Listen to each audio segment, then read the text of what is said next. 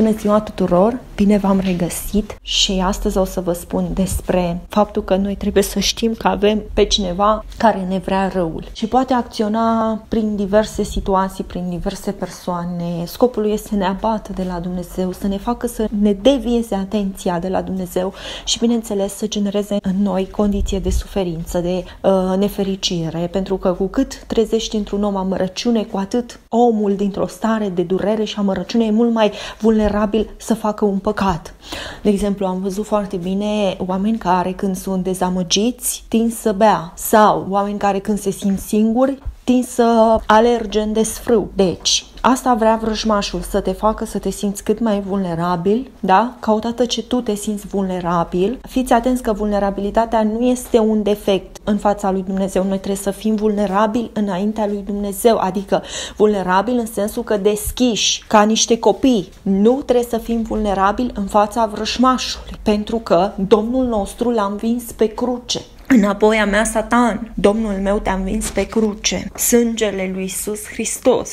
Vreau să vă spun, fraților, și ascultați, rămâneți cu mine, nu închideți clip, că Satana e foarte perfid. O chestie, parcă zici că o știu de undeva, dar nu știu de unde, dar mi-a intrat bine. Niciodată să nu-ți subestimezi vrăjmașul, dar nici să-l supraestimezi. Pentru că cea mai mare frică a lui Satana este Iisus Hristos. Și noi avem autoritate peste Satana în numele lui Iisus Hristos, adică curaj, autoritate, putere. Avem tot ce ne trebuie ca să-l confruntăm pe Satana.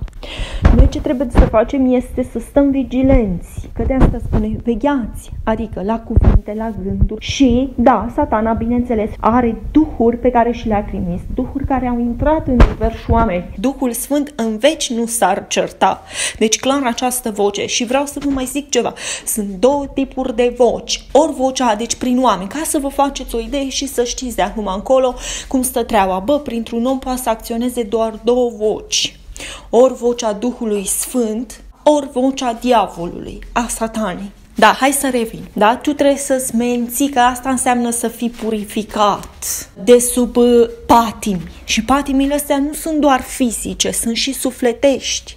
Iar furia este una dintre patimi. Nevoia de a te certa sau de a riposta este una din patimi. Ura este una din patimi, viclenia, dorința de a te uni, de a-ți căuta partenerul perfect este una din patimi și una foarte subtilă și foarte voalată și foarte fermecător îmbrăcată. Oamenii care deja s-au căsătorit au impresia că nu și-au găsit partenerul perfect, pentru că de fapt ce se întâmplă? Nu este vorba despre niciun partener, ci este vorba de întoarcerea la Dumnezeu. Nu partenerul e problema, ce e în tine, nivelul tău de deschidere spirituală, nivelul tău de citești Biblia. Păi un om care citește Biblia nu-și mai caută parteneri. Un om care citește Biblia e întreg în el însuși, pentru că îl umple atât de mult Duhul Sfânt încât nu mai are nevoie să mai alerge sau ceva din exterior să-l minuneze. Pentru că el e minunea în interior, are o comoară în interior. Este ceva ceresc, ceva dincolo de cuvinte. Pentru cei care contemplează și meditează la cuvântul lui Dumnezeu. Iată, așa și asta. Am zis, Satan este perfid, viclean, manipulator. Trebuie să învățăm și aici este un lucru foarte important, sunt niște duhuri de fermecătorie. Acționează prin bărbați, prin femei. Bun, hai să ne oprim aici. Vă rog, fiți atenți la strategiile lui Satan. V-am făcut un clip când am zis mare grijă la ce scoatem pe gură. Vă rog să-l ascultați. Dacă nu l-ați ascultat, mare grijă la ce scoatem, trebuie să avem mare grijă la ce scoatem pe gură, în care am specificat că unul din drepturile legale ale lui Satan este ce scoatem pe gură. El se folosește de ce scoatem pe gură ca să acționeze împotriva noastră. Slăvit să fie Domnul nostru Iisus Hristos, cel sfânt, cel adevărat.